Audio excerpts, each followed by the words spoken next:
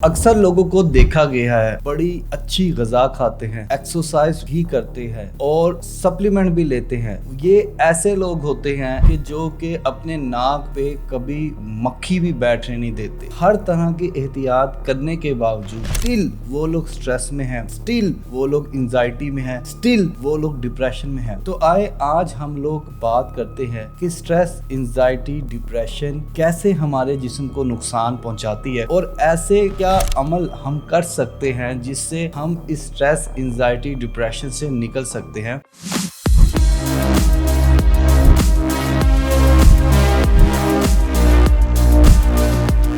अस्सलाम वालेकुम ख्वातीनो हज़रात, मैं हूं हारून इकराम, relationship and mental wellness coach. अगर आप किसी नार्सिसिस्ट, मुनाफिक, बदनस्ली, झूठे, मक्कार इंसान के साथ रहते हैं तो आप स्ट्रेस में आएंगे। और स्ट्रेस एक ऐसी चीज़ है जो आपकी बॉडी को तबाह बर्बाद कर देती है। ये कुछ असरात आपकी बॉडी में स्ट्रेस की वजह से होते हैं। स्ट्रेस का आपके जिस्म पे होने वाला असर, ग्रे मैटर जो कि आपके जिस्म में पाए जाने वाला एक हिस्सा होता है, वो सिकुड़ना शुरू होता है। थैलेमस ग्लैंड भी छोटा होना शुरू होता है, जिसकी वजह से आपके टी सेल वीक होना शुरू हो जाते हैं। मतलब कि आपका इम्यून सिस्टम, निज़ाम इंहज़ाम जो होता है वो कमज़ोर होना शुरू हो जाता है। आपके मसल्स की ग्रोथ रुक जाती है, मसल्स सिकुड़ने का शिकार हो जाते हैं, टेस्टोस्टेरोन लेवल कम हो जाता है। जिस्म अपनी ही प्रोटीन को तोड़कर शुगर में बदल देता है ताकि फौरी एनर्जी फराहम की जा सके। ब्लड शुगर लेवल बढ़ जाता है, चाहे अगर आपने शुगर खाई हो या ना खाई हो। स्ट्रेस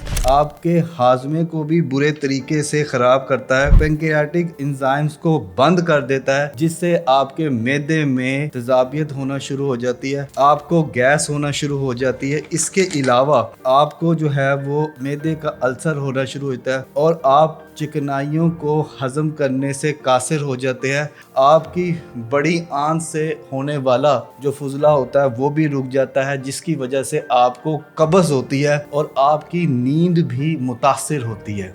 ये कुछ असरात हैं जो कि स्ट्रेस की वजह से आपके जिस्म पे होते हैं।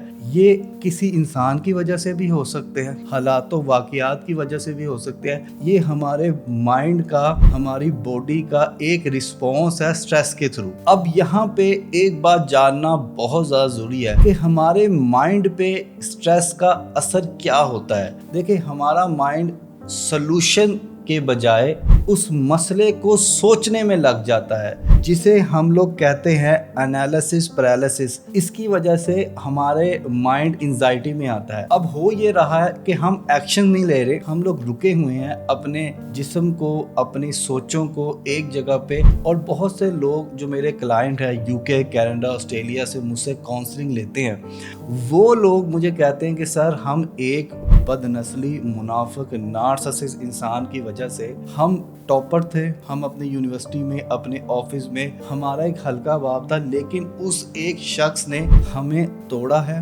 हमें हर इंसान से अलग किया है, हमें हमारे भाई से लड़ाई करवाई, हमारी माँ से लड़ाई करवाई, हमें सबसे दूर करके, और ख़ुद भी हमें मुँह नहीं लगाता। अब हम लोग सिर्फ एक कोने में बैठ के रोते रहते हैं। सुबह रोते हैं, दोपहर को रोते हैं, रात को रोते हैं। हमें समझ नहीं लग रही कि हम हैं क्या। हम अपनी असल को भूल गए हैं, हम अपने असल वजूद को भूल गए हैं। तो यहाँ पे हमारा माइंड सही तरीके से काम नहीं करता। स्ट्रेस से निकलने के लिए रिसर्च ने एक बेहतरीन सलूशन दिया है, और वो ये है कि आपको अगर स्ट्रेस है, एंजाइटी है, डिप्रेशन है, आपको कुछ भी है, आपने अपने अंदर एक क्रिएटिव इंसान को जगाना है। से मुराद ये है कि रिसर्च से पता चला है कि वो लोग जो रोज़ाना 30 से 40 मिनट कोई क्रिएटिव काम करते हैं। क्रिएटिव काम से मुराद ये है कि फ़र्ज़ करें अगर कोई कुकिंग करता है तो उस कुकिंग में एक्सपेरिमेंट करता है, क्रिएटिविटी लेकर आता है। दाल तो पकानी ही है, लेकिन उस दाल के साथ नए नए तजुर्बे करता है।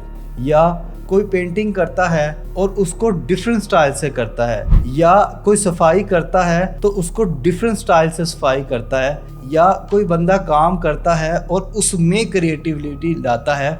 उस इंसान को स्ट्रेस कम होती है। देखिए, होता यह है कि हमने अपना सारा का सारा फोकस एक इंसान को दिया हुआ है। अब हम चाह रहे हैं कि ये जो माइक है, ये माइक सीधा हो जाए। हम चाह रहे हैं कि ये हमारे तरीके से चले, ऐसा मुमकिन नहीं है। हम जब तक अपनी सारी की सारी कुव्वतें, सारा का सारा प्रेशर एक इंसान पे लगा देते हैं कि वो सीधा हो, वो सीधा नहीं होगा। जब हम अपना फोकस अपने पास लेकर आएंगे, से मुराद ये है क्रिएटिव वर्क करें। अब मेरे लिए क्रिएटिव वर्क ये है कि मैं वीडियोस बनाता हूँ, वीडियोस में नए नए कॉन्सेप्ट जो है वो डेवलप करता हूँ। अगर आप हाउस वाइफ हैं तो आप कुकिंग में डिफरेंट क्रिएटिविटी ला सकते हैं। आप अपने बच्चों के साथ उनके होमवर्क में डिफरेंट क्रिएटिविटी ला सकते हैं। आप किताबें पढ़ सकते हैं, आप क्रिएटिव आइडियाज़ पे चीज़ें देख सकते हैं। आजकल यूट्यूब का ज़माना है। आप सिंगिंग करना चाहते हैं, आप कुछ भी सीखना चाहते हैं, क्रिएटिविटी के लिए आज दुनिया खुली हुई है। आप किसी भी